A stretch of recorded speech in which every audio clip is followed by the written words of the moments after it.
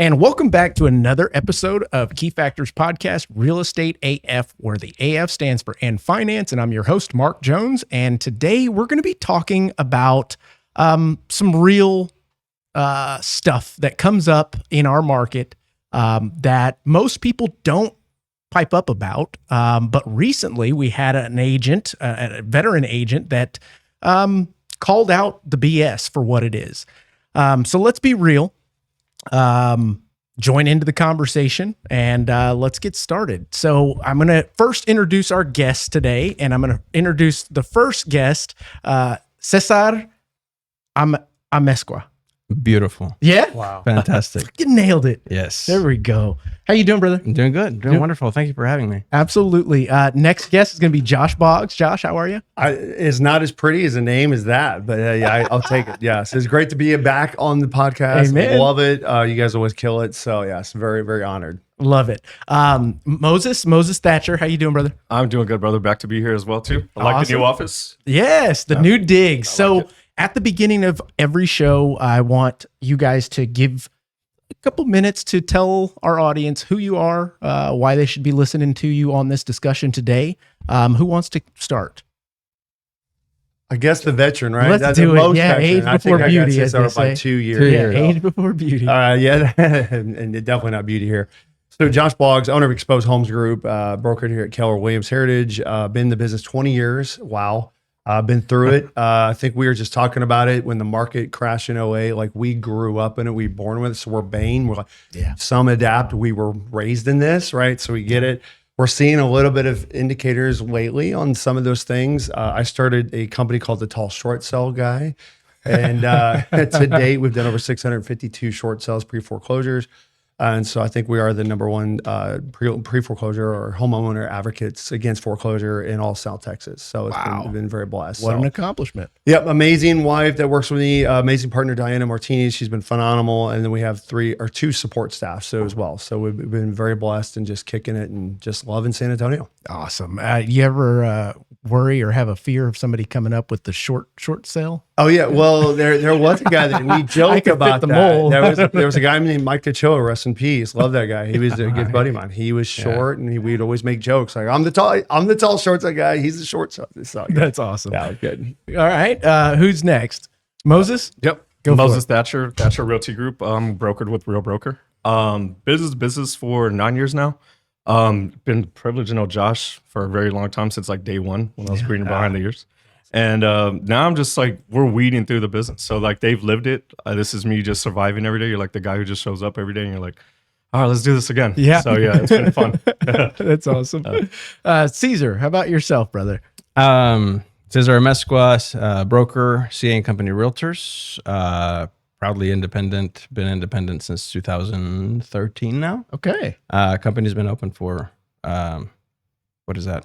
12 years? Yeah. This July. Yeah. Just under. Partner at New World Title with a bunch of great guys over there. Yeah. You know, you've had Jeff Garza over here. Absolutely. And That's my dude. Rob, Mo, and been in the business, like I said, 17 years. Got my license literally as the world was catching on fire in 2007. Yeah.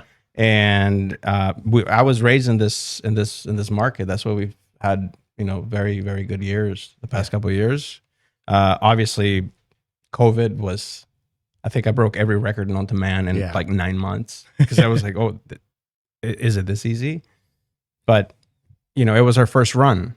I don't think we've ever I never had a run. I never had a run like that before it happened. It was either. our first Yeah. run. I have And to agree. you talk to some OGs that have been in the business for 30 years, like, oh, that's a run. And now I must say, me being on the lending side, you guys on the real estate side, I've heard it since I got into the business that you'd have been retired if you'd have gotten the business earlier on. And that concept of, well, the lenders kind of had a heyday for quite some time. Then CFPB regulations came in, put us in check, which they should have. Yeah. I got in the business after that. Don't know the bad habits, but the idea of having that heyday, it's like, well, the lenders got to have that again, if that makes sense. And it was true, and it versus some made up fictitious press here, breathe on a mirror, all that kind of stuff, get a loan. I have a friend that we went to college together, and he got into mortgage, I want to say 3 years before I got into real estate. And I think in 3 years, he was probably clearing for a solid 3 years, he was probably clearing 50 to 60,000 a month. Yeah. And it brings me back to that scene from The Big Short. Absolutely. When they're meeting with the mortgage guys. Yep. And Everything's panicking. yeah, it's like, you know, how when they're meeting the two guys, like, Yeah, are you you guys get a been boat. recruiting us? Yep. It's like, We're gonna get a boat, right? you know, Yeah. I know. Yeah. He's like, I was a bartender last year. Now I own a boat. That's right. Sounds That's like right. realtors now. No, I'm just kidding. But I guess what I was leading to with that is the idea of when those types of markets happen, and very rare that it happens. What we saw was an influx of realtors, an influx of lenders jumping into our industry. And me as a veteran expert / leader mentor, I'm all for people jumping into the industry. But a matter of fact, I think you guys said it a while ago, is the idea of being a glorified hobby or an expensive hobby. And I think that is what it has turned into, but that's another discussion, but we can get back to that a little bit later. The reason for this discussion was brought about and inspired by a post that Josh shared. And I want to kick this off with sharing the post for our viewers to see, if that's okay with you, Josh. Go for it. I saw it up Let's there. see here. It's out click the there. link. Let's Interwebs go. have it. Can't pull it back now. He chose violence that That's day. right. Violence. I put it on. That's awesome. Oh, shouldn't be lifting and posting at the same time. See, quick time. Double player. pre-workout and just said scorched earth. Right. Let's go. Let's go. It. That up. Okay. So, JC, can you see what's on the screen? How about that? Okay. So it starts with the following post that he shared. And this gentleman is talking about Lennar. And I'll just read it real quick. Lennar is the latest big builder to signal that they can't afford to keep massive incentives. Here's what that means for you and your clients. Last quarter, Lennar, one of the nation's biggest home builders, spent 14.3% of their sales price on buyers' incentives just to keep the deals moving.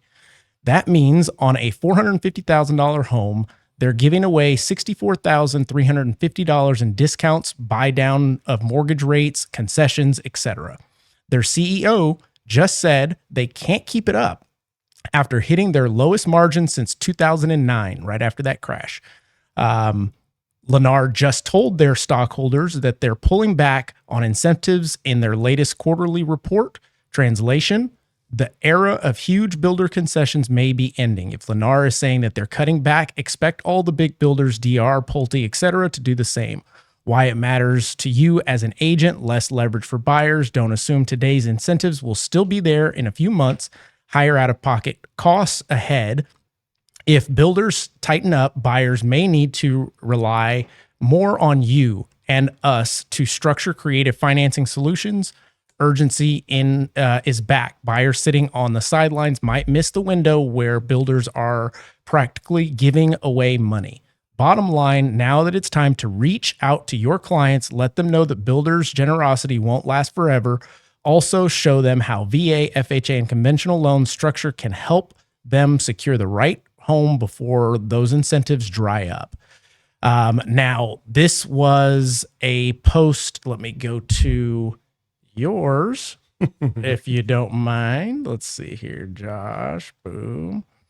Let's go. Bang, bang, bang. And Josh posts a lot, Josh's just like stuff. I I got do. it. Yeah. Yeah, we must Got to keep go it up. through those. How's We Indy? must keep it And he was up. awesome, by the way. I need to bring that up, actually. Yeah. There we go. Boom, boom, boom. Right. Was that it? Was that it? Was that it? Yeah, Yeah, that's right the there. one. That's it. Josh, can you see it from there? Barely, man. I got bad eyes, bro. I've had so much surgery done, does. so it's been rowdy. I guess I don't know. It doesn't need to be plugged in. Yeah, let me. Does need to stay plugged in if possible. I don't know I if you can can move read. my mic here. Yeah. By the All way, right. as just throwing it out there, has anybody ever seen Josh with glasses? Oh, Yeah, I hide it very well, guys, by the way. Yes. really? Caesar, I hide it very well. I actually know. have glasses at night because I can't even drive at night without glasses now. It's bad. So, yeah. Getting to the age. The rest of humanity calls them binoculars. Guys, I've been accident prone, right? I lost retinas. I right. had retina damage. So, yeah, it's been a journey. So, I feel like. But he's still standing. Yeah, right. Exactly. I feel like you guys set me up to stab myself here in front of you guys on this. But so basically, what I want to say too, Do you want because to read it from here? Oh, there you go. yeah, if I can do that. Yeah. Thank you so much. Yeah, sorry. Sorry, guys. No, you're good. What I want We're to say improvising. before I say that is I was actually appreciative of PJ's post. I was not torching him at all. So I hope anybody that saw that or thought that, because I didn't think that. I thought, oh man, I'm sharing his post to ramp up what I wanted to say. So here was my post. Over the last 8 months, I've watched so many realtors brag about all these new home sales they have been doing and that they even bought their clients big closing gifts. Well, here's the skinny beyond all the stuff that you won't hear from most. On new builds, like some of the ones mentioned here, they were offering up to 6% commission to the agents on top of buying down interest rates, all to inflate sales prices, even during a downturn market. What that has meant for so many of y'all rushing to meet with these realtors, they say they can offer these incredible values, is that they have been putting you into a negative equity situation for the next 5 to 7 years. Yes, hear that again, ... 5 to 7 years. Don't believe me, say in the last 24 months, we've had more homeowners come to us to save them from foreclosure because they bought brand new. Their agent made out like a bandit and did basically very little work and didn't warn them that the interest rates were only buy down rates or could change for a few years and then adjusted back along with higher rates and higher insurance premiums, coupled with the fact that the builder is still building and can offer $45K of incentives on new builds on a $240,000 price home. Yes, it's happening, and you can't compete at all to sell or even rent it out. So what has fascinated me in this business for 20 years is that when I see buyers just flock in droves to realtors that are on social media posting about the $800 closing gifts they just got their clients when they just made a whopping $22,000 commission check off them. This is not only puts these clients in incredibly tough situations to be a homeowner in the long run, but also highly encourages the use of no negotiations, no market data or interpretation of the data, and even little to zero contract work done. Yes, the on-site sales offices do this for the realtor as well. At the end of the day, if this sounds like a rant, it is. And I know some may wildly oppose this view. And so I'd love to hear from those agents. Not at all saying that there still isn't a lot of supporting work and assistance on experience an experienced agent can provide in dealing with the new build. Not at all. What I'm saying is before you allow the bright and flashy shiny objects, some hang in front of you, get the homework done and research first to understand just what is all going into your home purchase and know your end game before going in. That's key. Rant over. Very key. Boy, it's very that's a long key. one. No, Yeah. thank you for that. And I want to give perspective to that, or to this whole conversation. And that's what kicked this off. And the last thing is just showing the comments and notice, I see a trend when I look at these comments. And I'm not going to mention the comments. I'm just going to see if there's a trend that is noticed. I'm noticing the ones that are commenting positively and saying, yes, good job, correct, all that good stuff are all veterans in the business. Yeah. They were all veterans that have their business secured. Maybe they've had tough times, etc., but they are still ones that abide by their fiduciary responsibility of their client. So you can kill that, JC. I just wanted to give light to that as we open the floor up in the first question. Do you guys believe that this is it shame on builder for doing this, shame on realtor, shame on both, or what do you believe there? Because there's no real right answer here. So just to be clear, Cesar, give me. 100%. I am 100% pro builder. Okay. I love doing new homes. We represent a builder here in town. Shout out to Starlight Homes. And this is not, against Bash the builder. Don't bash Nope, the builder. not at They're all. a business. They're trying to stay open. We all remember in 2008, who's ever seen a Connell Barron home? Who's ever seen what was it? A new New Craft, New Leaf. New Leaf was got in close. trouble for Yeah. different reasons. A lot of them did. Yeah, a lot of builders did not survive, Mhm. the crash, Right. and they were really good builders, and they did not survive the crash. So I understand what builders are doing. Builders are just trying to survive. Right. Some of them, I've done a deal with a very, very great, amazing builder that I love, and at the end of the day, the sales rep said, "Hey, we made $1,000 on this, on a $700,000 home. We made $1,000, dude. Like you beat us up, but we're just trying to keep the doors open." So Wow. it's not builders, being mean builder.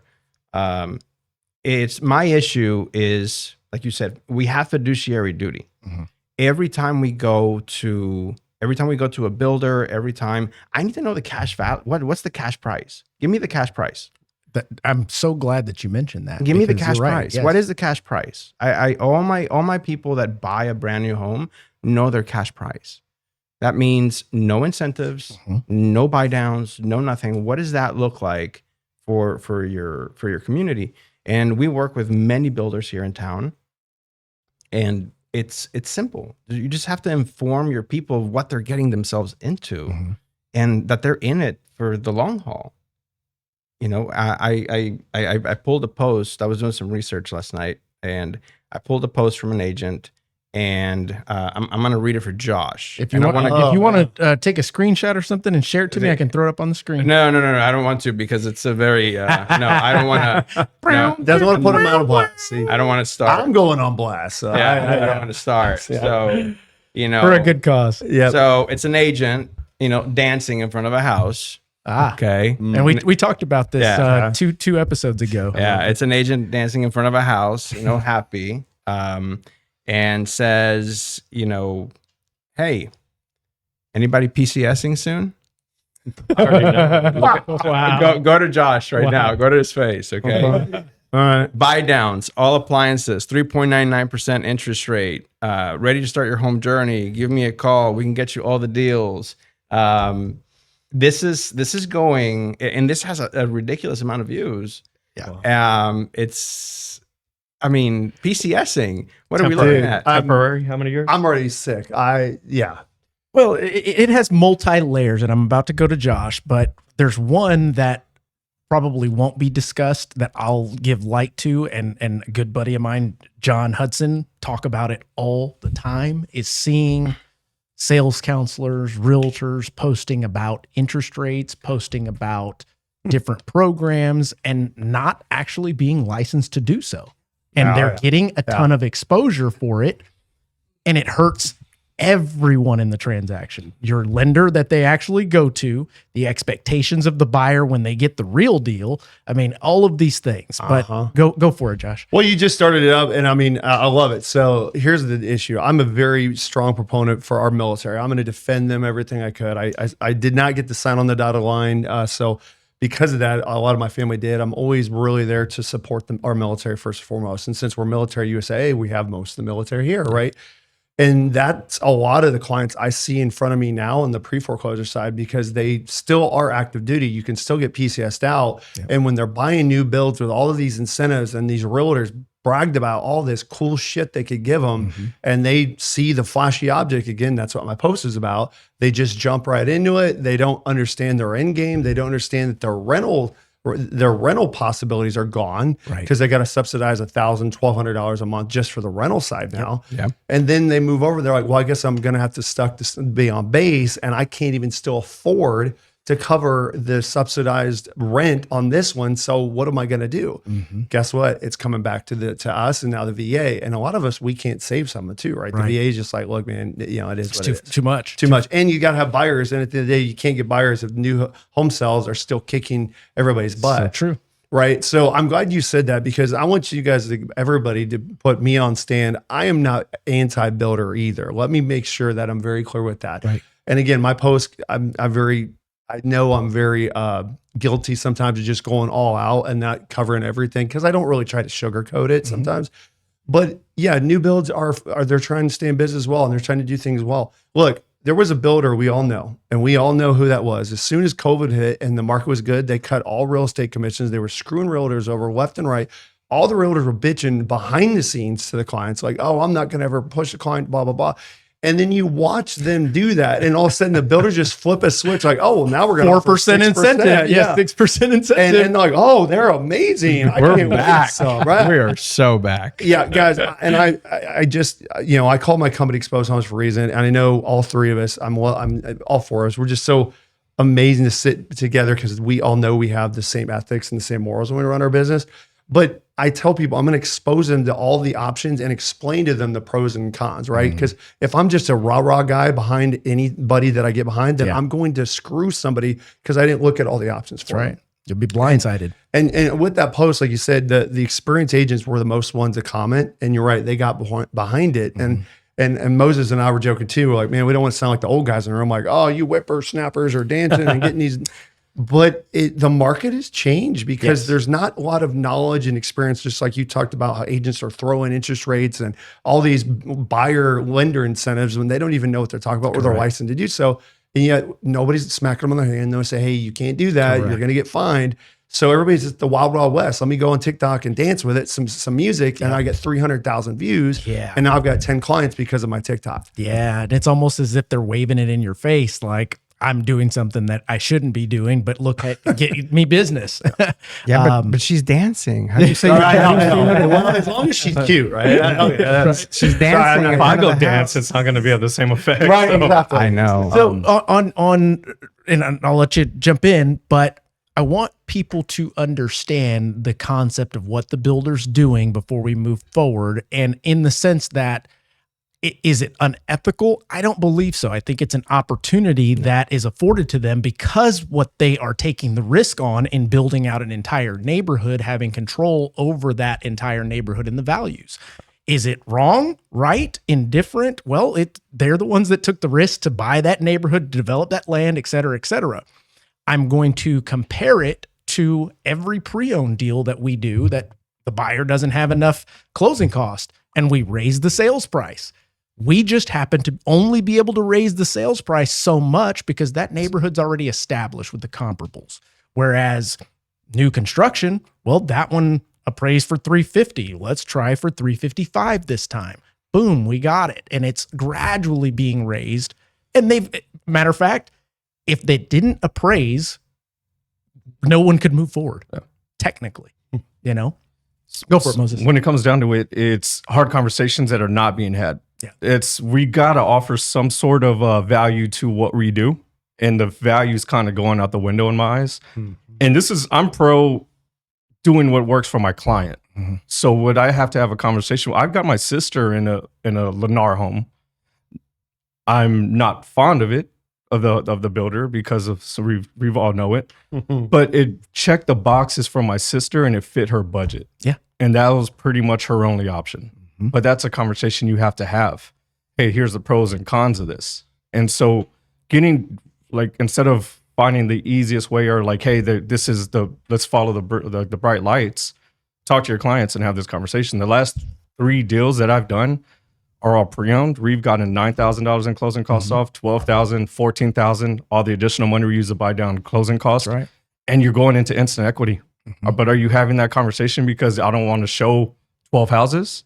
Or is it easier because I could go up to 11 and get you into a house to hand them off to walk you into, then you brag about it. Right. Let the sales consultant, just don't mess up the deal, and the sales consultant will car sales you. And which is, you're good at it. If you're good at it, you're good at it. Mm-hmm. So it's not a bad thing. The problem is, I believe you're not having the conversations, because we get those phone calls, which you've touched base on.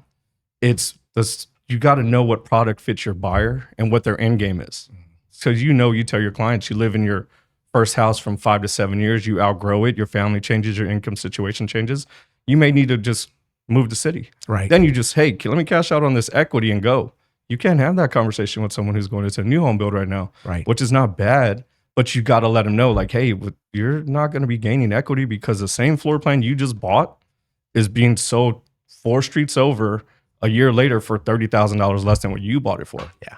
That's a hard pill to swallow. Yeah. Because I teach clients, we all do, purchasing your first house is one of the biggest investments obviously you're going to make, but also one of the best investments is you're going to make. As long as you don't run your house to the ground, it's going to gain equity. Yeah.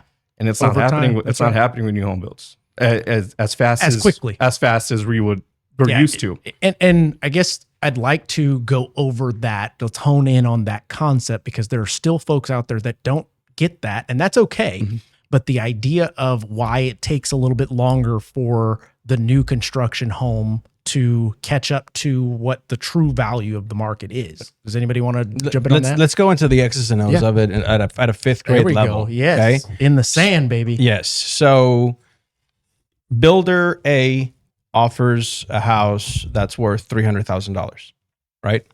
But sadly, because of the economy, because of interest rates, we're in a payment economy. Yeah. Which what can you afford per month? Mm-hmm. Back in the day, you got your buyers. I'm pre-qualified for $300,000. Let's go shop for $300,000. Yep. But $300,000 over by UTSA is completely different than if you go on Tally Road Yeah. or 211. Those $300,000 can get you a lot more house absolutely. and get you a great payment and everything brand new, 1 year bumper to bumper, 2 year mechanical, 10-year structural. That's fantastic. You're right.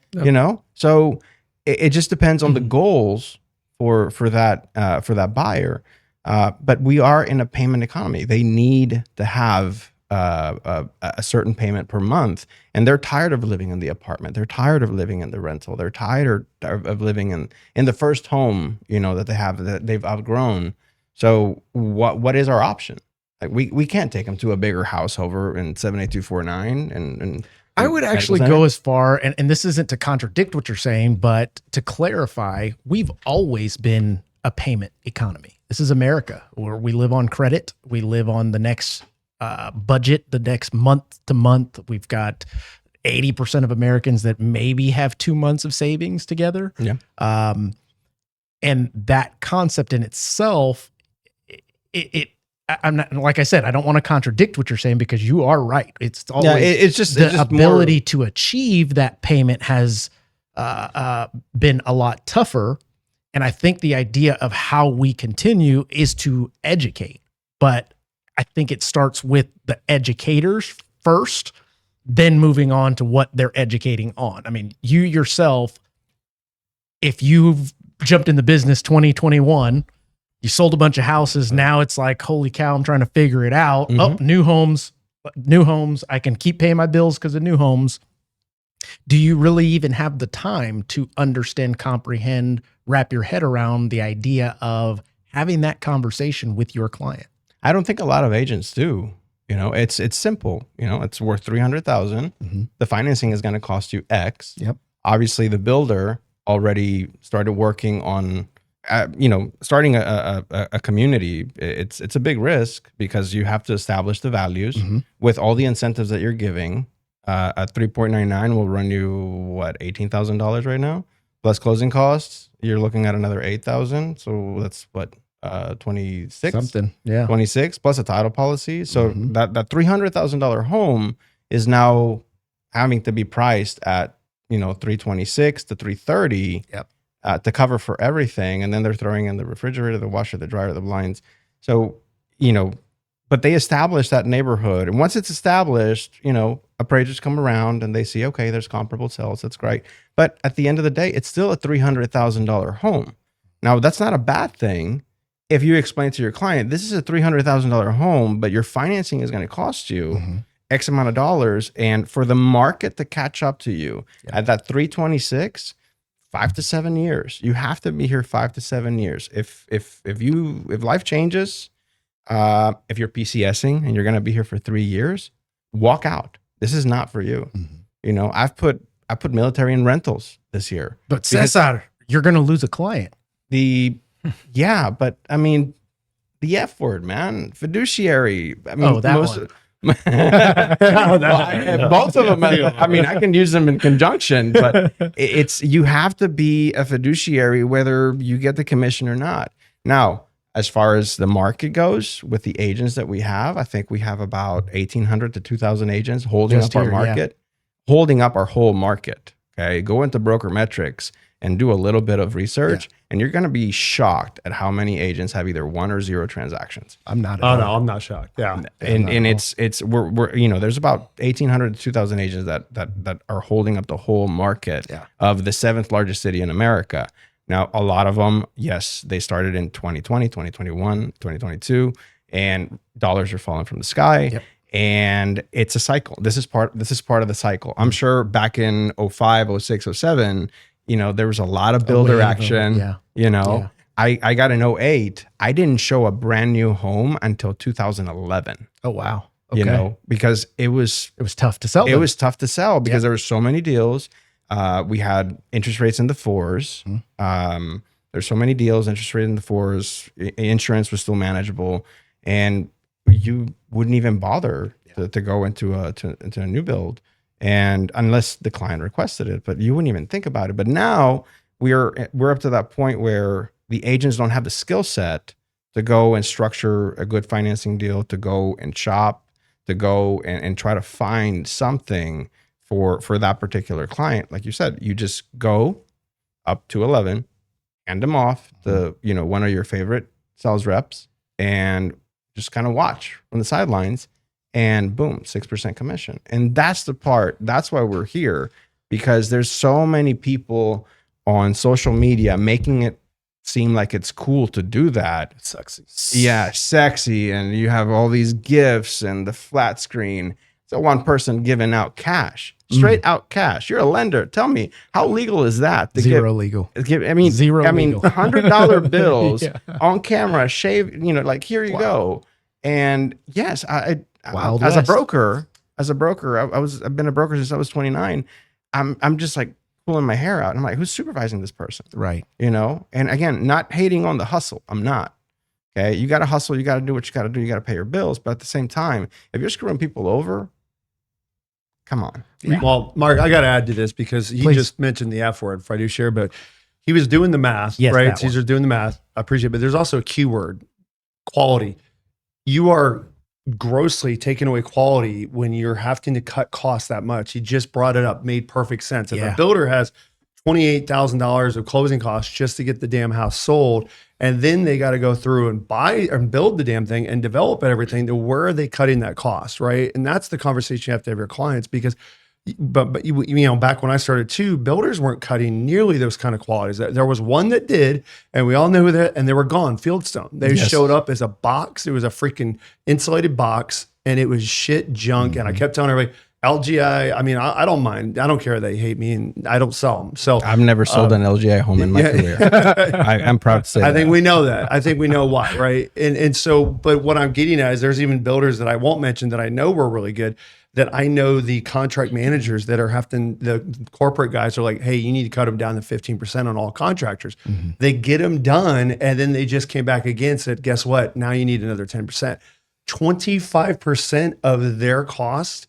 How are those guys going to do it, right? Now electricians using copper clad. Yeah. I don't know if anybody talks about that. Copper clad, what is that? It's aluminum wiring just surrounded by a little bit of copper just to say it's still copper. Wow. But it when you bend it a couple times, it breaks. Aluminum wire is very brittle. Wow. I know this because I talked to the contractors. So again, I know we're here to talk about, why we bring such great value to our clients, but these realtors don't even know what goes into building a home when they're out there, like Cesar said, talking, showing dollar signs. At the end of the day, the consumer is just walking, just blind, like, that looks good. We'll just go with this. But they have no idea what's going on behind the scenes to get that. Right. It's conversations, man. Like you basically branch off of what you did. What year did we have the broker to broker agreement? 2 years, was it been already a year and a half? Now we're almost It's second year. Yeah, second year. after the yeah. Mind blown is commissions have been negotiable since day one. Yeah. Mhm. And you know why we got sued? Is because no realtor was talking to their sellers about it. Yeah. Everything's negotiable. When you tell you, it's not, everyone's writing 6% down and, hey, you got to pay the buyer, you got to pay the seller, or whatever it may be. We're not having conversations, and then and all of a sudden the world's burning, like, oh my God, now the buyers, like sellers are not going to pay commission now because they don't have to. Like, newsflash, they never had to. Like, now you got to bring value to it, but you've had to bring value since day one. And it branches off what you said, is we're not having conversations about how the quality of the house is built, to what's your end game of how much this is going to cost you or what it's going to be. But it's bringing value to what we do. One day we're going to run into a buzzsaw of, like, we're going to start getting slaps on the hands, and it's going to suck because we're talking about interest rates. We're giving money away, and we're flaunting it. Now, I think that's what kills it the most is that. Well, look what happened the last time you guys got caught up in flaunting it, so to speak. They cut y'all's commissions real quick. And that's what, and so when people were like, we've had to have meetings, we had to roll out the new broker to broker agreements, and everyone's like, what are we going to do? You think all the buyers are no one's going to want to sell. Sellers still need to sell their house. That's right. That's right. But the problem is, I'm like, man, we're having this conversation. Like, we haven't been doing this since day one, since I've been in the business, and since y'all been in the business. Nothing's, we didn't reinvent the wheel. You just got to have those conversations with your sellers and say, hey, but we're not having those conversations. We're door openers. We're glorified door openers. That's what it seems to have become if we're having this conversation. Absolutely. Does that make sense? No, absolutely. So that's what it looks like. So people see this like, oh, I could do that. Yes. But then when it comes down to like, what value do you bring to the table other than, hey, I have a really good friend who sells for this community and so forth, and the conversations aren't there. And that's where it comes, where it looks like we lack any sort of like, you could trip over in 2021, you got in the business. Yeah. You could be the dumbest person in the world and you could trip over and you're going to land on 3 deals. Yeah. And now it's starting. Yes. And now it's started. What I do love about this market is it's not fun. It hasn't been fun for us, but we've been around still. So we weeded through it. But it is absolutely weeding out the hobbies. Yeah. Like it's going to get to the point where you got to actually know what the hell you're talking about, and not based off of your how many clicks you have, but actually what you're actually bringing to the table. And Cesar, you mentioned cyclical type concept. And I believe now that you just said that this is another cycle of the hobbyists get out for a little while and let the market heat up again. And we unfortunately will have the same issue of new agents or unexperienced agents coming back to the market when it heats up again. And we'll be having this same conversation. Instead of being builders, it'll be about something else. And that's one of my transactions. I'll never call another agent out just because we're all trying to survive. Like Cesar mentioned, one of my listings sold for $650,000. The agent very much made it very clear to me, I don't do this all the time. And can you help me do this contract? And in my head, I'm like, how did you land a $650,000 client? The same way we just talked about. And I'm thinking, I was like, I'm about to eat your lunch. Yeah. And that house was a beautiful house, but I knew for a fact, like, hey man, like we got to keep dropping the price because there is some deficiencies. And hey, I just really want this house to close. My clients like it. Everything's through virtual. So they're out of They have no clue. No clue. Yep. And I'm just like, get your inspection. They have no clue that she has no clue. Exactly. And then so she was very gladly took the $16,000 commission off it. And I was happy because I was like, hey man, we're still like $40,000 price improvement in the future because we know for sure we need to move this, but there's some deficiencies. Right. But and I'm kudos to her for having the client. I'm glad she was able to make the money, and like I'm happy for her. So that leads me to another question, and it's a little side topic, but relevant, still the same. The idea, and I call it pencil whipping, when you're on the other end of a transaction and the other person either doesn't catch something, doesn't go over it with their client, what have you, and just moves forward. Experience versus unexperienced. Even an experienced agent can get pencil whipped if they're not paying attention concept. I'm not saying it's a good, bad thing. Yep. It's just a thing. In those cases, do you think that is unethical to pencil whip another agent? And what I mean by that is, no. Let's say I'm on the buy side. I already love the answers. I'm on the buy side. I'm representing my buyer. I'm writing an offer to a seller. I put the contract together, and on third-party financing, I put 32 days for their third-party financing period. They don't catch it day before closing. They're like, we don't qualify. Poop, give me that earnest money. Yeah. And this goes back to the first time we sat down. Be a good human still. Be a good human. We're all in the same business. But I'm also not going to hold your hand. Ethical responsibility is fiduciary to your customer. I'm not going to hold your hand. Yeah, I'm not going to hold your hand to it. If you miss, I don't disagree with either side. There's an extreme to both sides. I'm one because I'm on the lending side always. That it's like, okay, I'm going to help you and help you. Let's get this thing together. So I could make a joke here about the Kansas City Chiefs and Mahomes, right? But let's do something for a minute. Let's play this exercise. If they're in practice and they're throwing the ball, let's say Mahomes is not running his pattern or has seen his patterns right. In practice, the coaches can step up, say, hey, this is what you need to do, blah, blah, blah. Hey, actually, no, run it again. Let's try it this way, right? How many times do they get to do that in the game against the opponents? Do you think the opponent's like, hey, you know what? Hey, coaches, can you show Mahomes and beat us a little bit more? Yeah. That's bullshit. That's what I'm saying. It's getting too much like it's fairness doctrine. If you're out on the battlefield, that's a reason why we have the IBS for a reason. The information about broker services shows that I represent my client and my client by myself. I'm not going to give away any of their position just because you don't know what you're doing. Now I'll be nice. And again, now I sound like an asshole, but I can walk them through it gently. But am I going to give them something that's going to give any of my clients position away? Hell no. No. Right. I think what's going on is most agents are expecting that to happen. And if you look at some of the brokerages now, I know you guys are not like this, but I see a lot of brokers like this wildly rampant where these agents are in the business for 5-6 years. And guess who's writing all their contracts? They're transaction coordinators. Yep. They don't even know what the hell they're negotiating with. That's right. I'm literally getting emails. Oh, this is all we have to fill out for transaction coordinator. You go, there's so many more terms in the contract than this. What about this? What about the survey? What about encroachments? Oh, we don't handle that. We blankly fill that out. I go, are you kidding me? That's what I mean. I'm know, seeing contracts going, did y'all know we've got Yes. outs for 30 days? But like for y'all salivate. I'm sure like when I was new to the office and I remember like Brad Burns and I got in together and we were helping each other fill out contracts. And I was like, where do you put in seller's concessions? But we were adamant. Maybe it's because I was cheap, but I didn't hire a transaction coordinator until like year 2 because I was like, well, I could keep that $300 in my pocket. But like if I were doing it and then receive, like I hand you a deal and it's like halfway through, like I'm sure you'd salivate at the mouth, like and y'all would salivate at it, and which is expected because, like you said, like wow, like I'm here to support my guy. Like, But that's also how we learn. yeah, facts. There you go. You don't learn unless it bites you in the ass and it costs you something of value that you see valuable, whether it's money, a client, what have you. Because if not, you're just going through the wind thinking you're doing it the right way. I just want to tie it into the fact please. what I brought with the Mahomes thing, and then during the game, that's why there's training. That's why you have a broker that trains you and shows you how to do that, and you practice. Oh yeah. I mean, that's what I'm asking for the rest of the population. Yeah. Do you? Most of them, it's numbers, right? We know some of them that signed their life away to Zillow, and look what's going on there. Yep. There's a lot of things we can unpack there, but I guess what I'm getting at is, Moses, Brad, phenomenal ages now.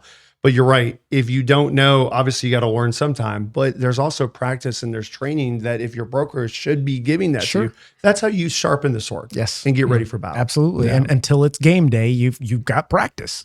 Yeah. Sometimes 2-a-days. You got to do it. We talk about practice. So to tie this back to the builder thing, you mentioned fiduciary responsibility of the agent is to your buyer. And I've been preaching this for many years, was taught to me by some solid agents, Marcus Laffey, Andy Hilger, that ran KB Homes for a little while. And the idea of as soon as the realtor hands their buyer over to the sales counselor to give their financing incentives over to the builder's lender, they just showed them all the cards. And that is something that is done without hesitation whatsoever. And the idea is, what if your buyer doesn't have 2 nickels to rub together? Do you want them to know that? What if they've got $1 million sitting in the bank? Do you want them to know that? Property comes up short on appraisal. Well, they've got the money. I've seen it. Yeah. So with your world, so before a buyer takes an agent takes a buyer to a new home build, how many times have they ran the application through you and then took it over to a new home build? Very few. I get that information up front and I still take the application. I'll do a soft inquiry. I'll educate them on the options of going new build versus not. I talk to them about the incentives that they're going to be hit with. I pull the curtain on everything, but the idea is this money is coming from somewhere. I'm not saying that I'm doing your realtor job or what you guys, but it is 1000% tied to the financing. So that is my moment to inject the truth into this situation. If you still think you want to do that, no problem. If you are pissed off at the builder's lender, they try and screw you. If they can't do the deal, come on back. I'll be here. Okay, good deal. Yeah. It's simple. Like It's I said, just, it is what it is. I'm not going to fight over. I tell my loan officers and have for years, how do you lose something that you never had? Good. As long as you understand the concept of, they're interested in new construction. Builder, I have the conversation. Realtor has the conversation. So if they still move forward, then it must have been for them, you know? Yeah, it's all about just, again, educating, having that conversation. I have a ritual, you know, whenever we go out and they tell me, hey, I really want to, you know, Put on the war paint. Let's go. and I asked the rep, I'm like, hey, can you give us 5? Can I borrow your house? You know, can I just sit here for a minute? And we'll go to just random bedroom, and I just sit on the carpet, and my clients are like, why are you sitting on the carpet? I'm like, because this carpet is comfortable. And I'm 44, about to be 45. I'll take any chance. I already got my steps for the day. And I'm like, bet they love that. sit down. Okay, so Come join me. Join me. this is your we have a little kumbaya circle, and I'm like, okay, this is the deal. Okay, this is cash. This is financed.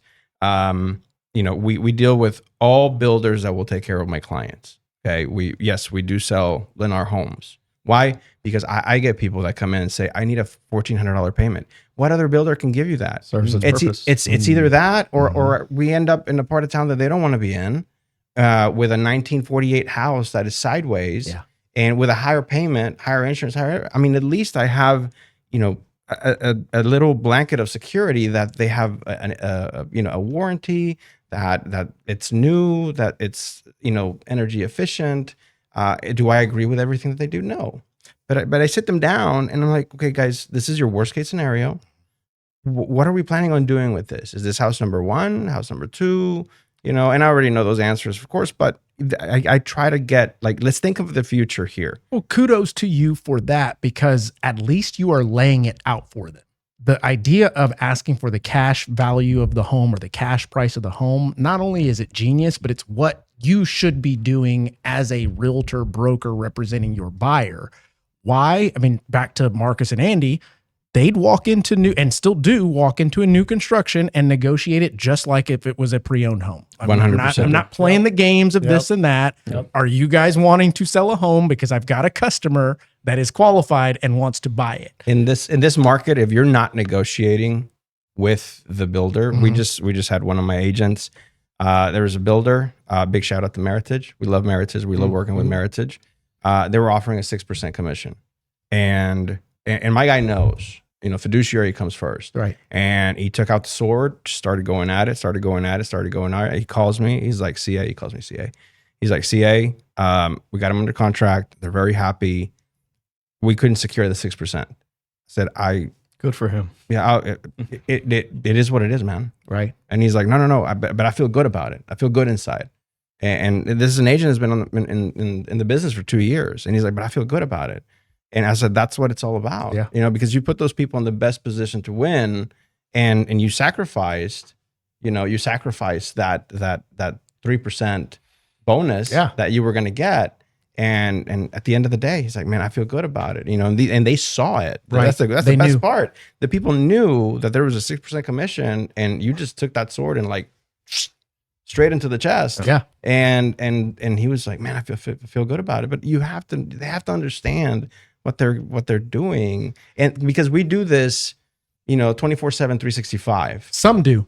Right. Yeah. We do. The good ones. We do. But I mean, they buy a house sometimes once in a lifetime. Correct. You can't talk fast. You can't, you cut corners here and there. You have to lay it all out so they know exactly what they're doing. My job is not to sell houses. I don't sell houses, by the way. You know, I watch over people's money. That's it. I don't sell houses. That's what I tell me too. You know, I like that. I watch over people. I don't sell loans. I just watch your money. If I put you in a shit house, like that. I'm not watching over your money. Yeah. If I put you upside down, I'm not watching over your money, you know? So let me ask you guys this, and to wrap your point, and I love it. And I'm almost positive that each one of you have that conversation if you're dealing with new construction and a buyer of, this is what you're getting, this is how much it costs, this is where the money's come from, and this is where it's going. That's why the price went from this to this, but look at your payment, etc. What allows you guys to have that conversation versus we know it's not happening quite often with many others? The ones that just go, hey, here you go, hand off, you're in great hands. Well, I think, because my business is almost 100% referral. And then they'll come in, and then they'll come in and say, I think we should get an inspection. The realtor that's representing that hasn't been there the whole time. They're like, yeah, let's get an inspection. Okay. No, I mean, following up with that question, because reputations are everything. If you got somebody that's already respected you, has gone through it, can trust you, and they tell somebody, hey, Josh is going to bend over backwards. And you know what? I told my people, like, I don't say it that way, like, hey, I'm here to watch over your money, but I back my own money up with their transaction, because at the end of the day, I'm not going anywhere. So if I'm putting my neck on the line, I want you to know that it's because I know this and this and this, and I want you to do that. And so I'm there to get a client for life, not just a one transaction. So that's what I tell everybody when I set up down. I say, hey guys, Expose Homes, legit, number one, let's talk about how I get paid. It's 3% commission. That's what it is. If there's a bonus involved, guess what? You guys get the damn bonus. I'm not here for the bonus, because I want you guys to tell everybody, the person, how awesome you are. And if that's just sugar on the top, they want to give a bonus, great. We just closed a new build yesterday. Same thing. And they kept arguing, oh, no, that's your bonus. I said, I know, I gave it to my client, that I don't need that. Thank you. Appreciate it. Of course, he's going to be military referral, right? But this is his fourth house too. Yeah. He's retired. You got to know people's.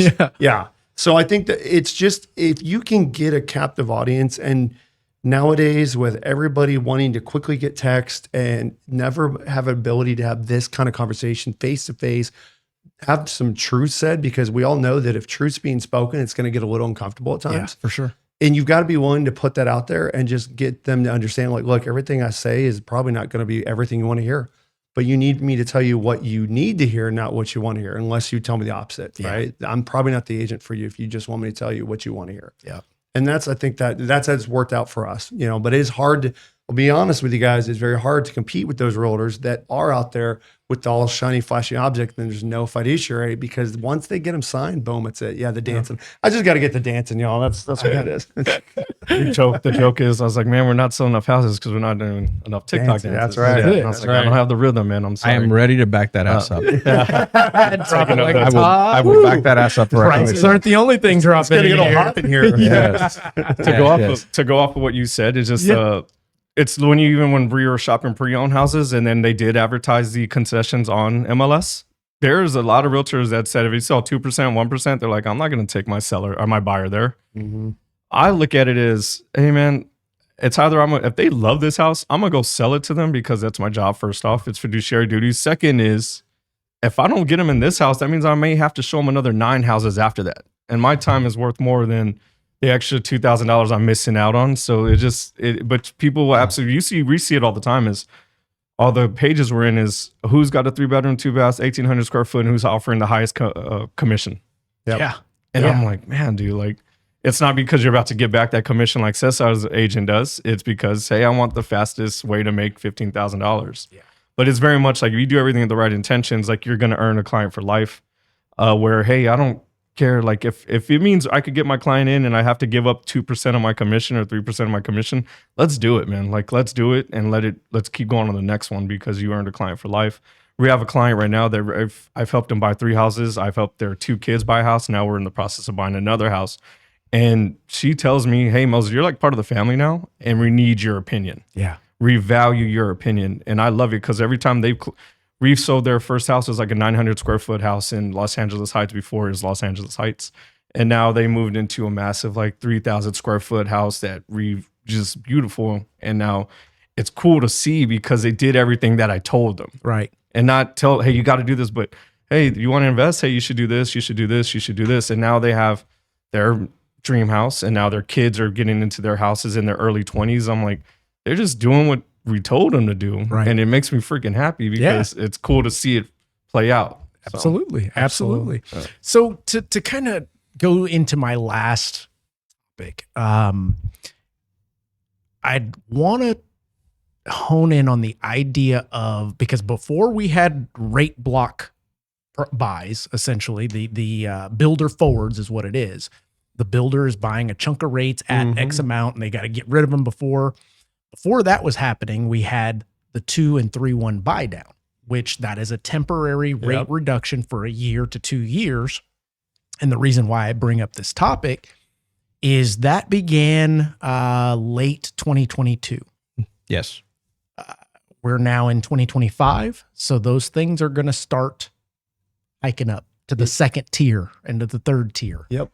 And we're talking 1%. We go from 5 to 6, 6 to 7. Typically $300,000 house, you're adding $150 per month, just right. Boom, boom, boom. Yep. And the idea was we're squeezing these people into the homes to make them affordable. We're just getting through so that eventually rates are going to come down. They're going to refinance. Well, Instant here we are. gratification. Yeah, here we are 2 years later, 2.5 years later, rates haven't come down as much as we thought they were. These folks are about to incur the next rate hike, which in my opinion, based on the builders still building, is maybe going to lead to excess foreclosures, like maybe not as bad as we saw before, but definitely something to It talk already about. is. I mean, Josh can tell you it already is. But I don't know if y'all remember this 2 years ago. What was it? Marry the house, not Date the rate. rate, marry the house. Date the date the rate. I never used that line. My line was, can you stomach the payment on month 25? That's it. Because that's when it kicks in, month 25. That's right. It says, it's 3, 2, 1 buy down, and all these years. And I'm like, no. It's month 25. That's right. Okay. It's the third year. It doesn't go a full year. It's not 3 years. It's month 25. Correct. Can you stomach this payment on month 25? If the answer is yes, we're buying it. That's right. If you can't, then we got to go back to the drawing board. Yep. Why? Because a lot of people went into and there's a builder that class action lawsuit just hit. I want to say 2 of them. Wednesday, because and I don't think it was it's not here. I think it started in Florida, where they were doing pre-qualifications, pre-approvals, and full-on closings with Property tax is low. with undeveloped. Ooh, That's the unimproved. one. Unimproved. As soon as you started talking, I was like, are we going to talk Unimproved about taxes. the property taxes now? And Yeah. that is still a practice that happens today. It's still going on now. Oh yeah, no, it's still Here. going on. But this builder actually just got hit with. Now When I know- 99% of yours are unimproved, there's probably an issue there. Yes. So, and they just got hit because, there's a lot of stuff, going on in that lawsuit, and I'm not going to say any names.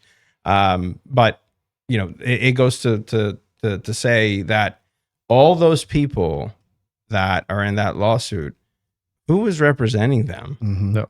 Mhm. I'm not worried about the builder. Right. The builder has the pockets Yeah. to figure out what the hell is going on. Yeah, 'cause- and who did 'cause what, and someone's who needs to next. get fired. Who was representing those people Mhm. that walked in and said, you know what? Unimproved taxes payment, top notch. They sat at the closing I table. don't even think they're saying those words on improved taxes payment. They're just telling you, hey, your payment is this. $1,000. But yeah. again, And as an the agent, payment shock letter that is required on that is signed but not reviewed. Exactly. Like, because you're giving them credit by saying they're acknowledging unimproved property taxes. And how many times have you run into it? You run into it where people need to sell within 2 years because their payment just changed by $500. I'm seeing Oh all the yeah, time. they go up Yeah. dramatically. But you hit it right on the head with the unimproved property taxes. yeah, I mean, it's just, how can you be the agent across the, at the closing table and looking at that payment, knowing damn well that's not going to be their payment? I mean, how is But you're not the lender, so what does it matter? again, And you got them the payment that they wanted. it's outside your. Is it outside your scope? It's not. No, it's not. No. Because That's- property taxes have to do with the property. Yeah. So Matter of fact, too many times am I the one telling the buyer about property taxes for the first time ever that we go, wait a minute, hey, next time inform them what taxes are. I don't allow any. You almost just killed the deal. Yeah, I don't allow any builder. It's the first thing we get them. We get them ready. They're ready to buy. They go through the pre-approval process, and I tell the loan officer it has to be. What's the tax rate? 2.25. Okay, grab the purchase price, multiply by 2.25, and make that the You payment. can actually do 90% of the value, 80% of the value times the tax rate, and that would be closer to I'm going to be homesteaded on this property. Yeah. And typically that first year they don't hit you with the full price, but at the same time, yes. I go worst case scenario always, and Always they do it. Yeah, that's how it Sometimes should they be slip it by practiced. me, Right. and I'm at the closing table, And that I is why the reason why they did that is because the buyer at some point balked at something and they went up solution. Boom. We're going to switch to this. The buyer's now happy. And at the closing table, but they didn't fully explain what's going to happen. Or if they did, the buyer went, okay, yeah, sounds good. I will stop. Lower payment by $400 the first year. Great. Why not? We ran into that with multiple clients, and it's clients, friends who didn't use me as a realtor, and they're like, "Hey, sorry I didn't use you, but how can I protest my property taxes because my payment just changed by $500? Hey, how can I do this? How can I do that?" And I'm like, "Hey, man, like, should have been known that this is unimproved property taxes, but hey, let's try to resolve it." Yeah. I want to ask a question because this is your world. Like numbers wise, like how many times are we seeing short sales and foreclosures? Have you seen a massive increase? So right 'Cause, now, this makes it real reality of yeah. Right now, I mean, obviously, and this is why I'm very thankful for the real estate community, because we are such a small town community. Almost all of ours referrals. So I'm paying these agents referrals on these, and most of them, they were like, "Hey, man, they got into the situation, right?" So already I was tracking it with my assistant this morning. So we've already had over 78 short sale consultations this year. Whoa. I've only taken on 32 of them. Wow. So what that means is some of these people have already created their own mess. And instead of wanting to go through some financial help or some counseling, because that's part of what I do with my short sale consultation. First, yeah. That's what my fiduciary was like. Hey guys, maybe we can get you out of not just letting this thing go to default. Maybe we can come into a rental position, or maybe you have other debt that you can maybe stop paying on, unsecured debt. You know, we need to talk about this. It's financial literacy. So we could really unpack a lot here. But I will tell you this right now, our foreclosure rates in Bexar County, if you track the foreclosure sales, they haven't actually been going up like you'd think they would. Here's why.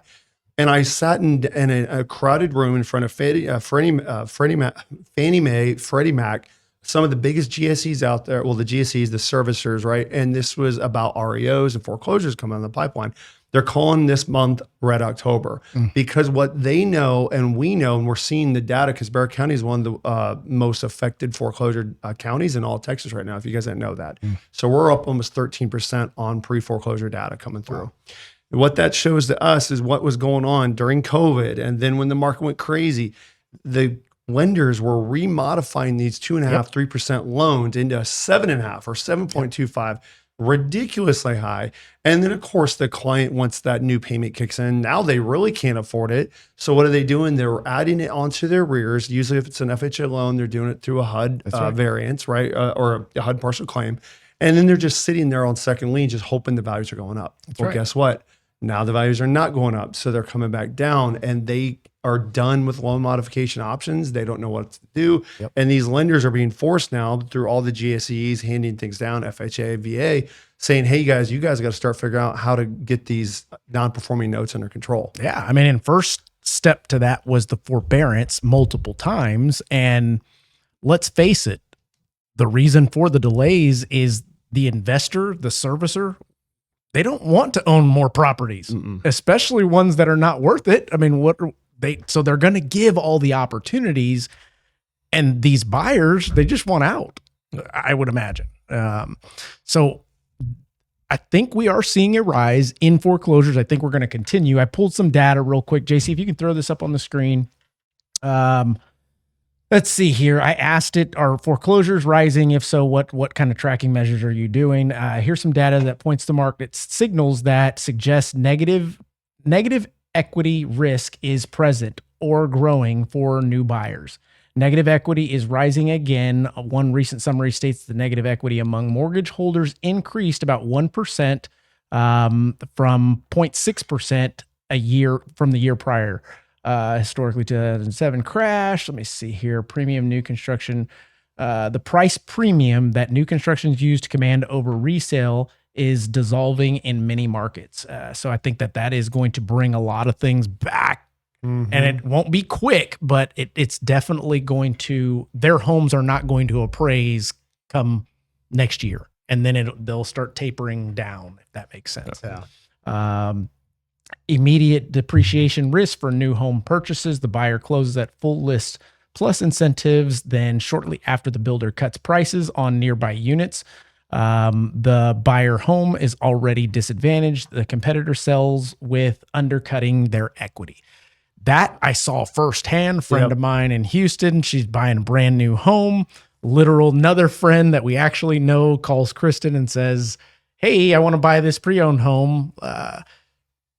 One directly from the builder is selling at, $400,000. The used one, slightly used, a year old, is selling $40,000 less. Which do you pick? Yep. Absolutely. Well, I've got one right now that we're dealing with on the pre-foreclosure side. It's a VA deal, 2 of them in the same neighborhood, both Perry homes. Perry Homes still building them and closing at $455,000. But these homes got one that appraised through the liquidation appraisal at 340. We're under contract at 320. This same kind of model that's actually inferior to the subject, the VA came out and some jackass appraiser, and I would love to say his name because he's a dipshit. He appraised it for $455,000. I know who it is. Yeah, I know. Cesar knows it. Well, and so I'm arguing with the VA right now, and I'm going way up the chain, and they're shooting back like, well, he's provided these in comps. I go, guys, if I produced comps that only showed new builds when this is a 3-year home, Yep. I'm sorry, what origination purchases are allowed to use new builds for 3-year-old homes? Do you guys know any? Because I don't. No. And they are all just rejecting the data, and it's like nobody's paying attention to what's going on at the baseline. That's right. Right. And so we're having these conversations now with these new executives because I used to have really good contacts, and I went to Dallas and go, wait, where'd so-and-so go? Oh, they're gone. Yeah, they did this. Right. So a lot of people change. Wow. So what's going on now? If you ask me on that, we'll never have an '08 crash. Let's just get that out of the way, guys. That was a whole nightmare created by derivatives, Yep. Market, Wall Street versus going on to Main Street. But what we have now is that we've been kicking the can down the road for too many homeowners that were having issues. They got in the negative equity situations. New builds are one of them because of this reason. Right. And now they're like, okay, we've done everything else we can. We put Band-Aids on Band-Aids, but yet the waters are still coming out. leaking. What do we do? Yep. And that's where we're at right now. Man, it's good point. Well, guys, we've now reached a little over an hour. Pretty good discussion that we have here. As we close this out, who wants to add something to the end of this conversation? Anything that would help the realtor, buyer, because we can't speak for the builders. We could say what we want. They're not going to listen anyway. Well, I actually wore a jersey to show something very supportive of what's going on. So Project Marvel, helping San Antonio and all of us, needs to happen. Yeah. I just really believe it. I was in Indy this weekend. If you guys haven't been in Indianapolis, their city kicks our ass in so many levels. I'm like, why? Like they're way down the list. We're 7th in the nation, and yet we can't figure all this out. We need to have an urban development like we've never had before. So I would say that's number one that would help all of us. Let's just say that for the San Antonio market. Vote yes. Please vote yes. Yes. Yes. So that's what I wanted to say about that, but maybe you guys can add the other piece. Go ahead, guys. No. So anything, I would say for any consumers watching and realtors watching, I don't know. I mean, I'm a big fan of the movie The Big Short. I can Same watch it here. forever. Yeah. me too. Same too. And if you watch the end of it, you see the cycle starting again. Mhm. The realtor, we're in a little goalie. We're in a little goalie. At the end of that, you see what do you see the realtor doing? The realtor's in a training. Okay. I think we're overtrained in bullshit that we don't need. We are point. absolutely 100% overtrained and overcoached in bullshit that we don't need. Okay. We need X's and O's. We need CMAs. We need how to write a contract. We need how to speak with clients about hard topics Preach it. that they need to hear versus, how do you feel today? Or, let's go out and win the day. What the fuck does that mean? Go and win the day. Well, am I going to like pick a basketball and like win that day or pickleball? So we need those actual, trainings and coachings, and we need team leaders. We need brokers to take responsibility for their agents. So they're not out there acting. We're the only profession that will automatically and, we dilute ourselves. Yeah, you're accepted. You're accepted. Yeah, You're we accepted. dilute ourselves because we allow all this to happen. Sometimes we promote it, Yeah. and we award it. Yeah. We're like, oh, you get an award because you have so many followers on Instagram, but you suck at writing a contract. So I'm old school, and I know I'm going to get a lot of hate for saying some of these things, and that's perfectly fine. But a great agent needs to know the X's and O's, needs to know an exit strategy, needs to have those tough conversations with people. I don't get hired all the time because, like Josh said, I'm referral based. I'm going to tell you things that you don't want to hear. That's right. When we go looking at homes, my job is to make sure you don't buy that house. My job is to find all the bad shit in that house. So if agents focused on that, they would be more prepared for the next phase of this cycle. The next phase of this cycle is not going to be pretty for agents. It's not. It's going to be brutal, bloody. That's where I came into the market. You saw it, and it was rough. I mean, talk about doing 4 open houses, 8 hours every Saturday, 8 hours every Sunday with one person showing up. That's how my career started, you know, and some of these agents, yes, we have social media. We have all these other tools to get you in front of thousands and thousands of people. But at the end of the day, people that are serious will need a true expert in real estate. You know, I once heard somebody say, and I just could not believe I heard it in a room full of agents. If you want to be successful in real estate, don't focus on real estate. Focus on sales. And I said, rewind that back. If you want to be successful in real estate, do not focus on real estate. What? Focus on sales. And I said, how does that make any sense at all for what we do as experts, as fiduciaries, as advisors? Contradiction. It's absolutely. So, you want to be a great attorney? I want to go out and get sales. Yeah, go get sales. You know, go do your thing. Don't focus on law. You raise a great point, and it is almost a point for another discussion. In itself. Again, not dogging on the agents. No, not at all. Brokers, but just calling it what it is. Brokers, team leaders. You know, handle your business, your parents. As a broker, I've been a parent of many agents. Okay, I always call them my kids. Kids. You know, my oldest agent is 75. Shout out to Renee. What's up, Renee? But I always call them my kids. Why? Because I'm responsible for them and everything that they do, and I don't babysit. None of my agents can handle their shit. Okay, because they get trained on what's important.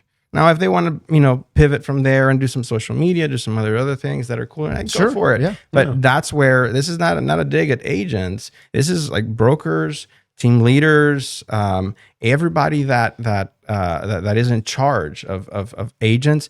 Train them on what's important. Don't train them on not what's sexy or their feelings. You know. You don't do that. You're hurting them for the next piece of the cycle. The next. It's not going to be pretty for a lot of people. I mean, it's going to punch you in the mouth. I appreciate the honesty, because the idea is they are not learning properly. They're not learning what they need to learn to represent their customer, their client. In the end, that's the person that matters. I mean, exactly. If this person, the realtor, doesn't know their job, that's okay. They've got a broker. As long as they're empowered enough and feel confident enough to ask their broker when there's a question, when there's something, I have no problem with that. It's the ones that think they know everything that are doing their buyers injustice. Over and over. If you're a broker, and I'm looking at the camera, if you're a broker, team leader, you know, anybody in charge of agents and you're doing your job, thank you. You're doing our professional service. And I thank you for that, but because we're all trying to survive. This is a profession that is trying to survive right now. So if you're doing your job, I thank you from the bottom of my heart. Thank you. Right. Moses, what you got? Brian Schaffer, you were in an industry that's under constant attack.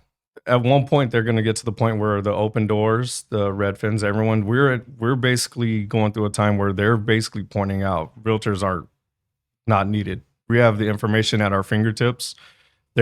People are selling convenience. We got to start bringing value to like what you just said. And this is no way a shot at all the realtors. Almost part of it is jealous that I don't have the rhythm to do the TikTok videos or even the idea of like, I have the confidence that I don't do it, but I bring to the table experience and I just do everything. You just do everything with the right intentions, what I believe everyone at this table does. But we are in a industry that where we're trying to get weeded out. Like we don't need realtors. Why do we need you? If I could just walk in a new home build and you're just going to get your commission for what you do, you point him in the right direction. But yeah, we got to start. Could you imagine if that was the case? We'd be in some shit within a couple of years. Turmoil. In fact, we just got to start bringing value to what we do and take some pride in what we do, and then do everything in the right direction. Like I said, you need leadership. Don't pick your mentor off of Instagram followers. Don't pick your leaders or the broker you're going with because it's a cool thing right now. be a very strong advocate for KW because that's where my first 7 years was. And it was an absolute open door policy. Sure. I could walk into Josh Boggs' office. I could walk in anyone's office. I don't know what I'm doing.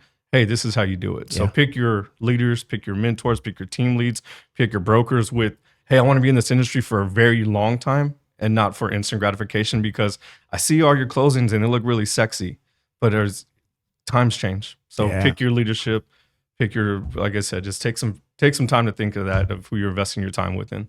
Absolutely. Well, gentlemen, thank you for that discussion today. I've learned a lot in this, and new form friends right here. Thank you, man. You know Appreciate your shit, it. brother. I like it.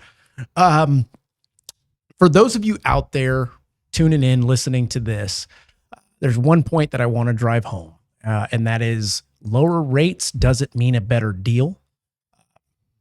Make sure you are looking for equity, transparency, and in the end, question everything. That being the case, guys, we will catch you on the next one.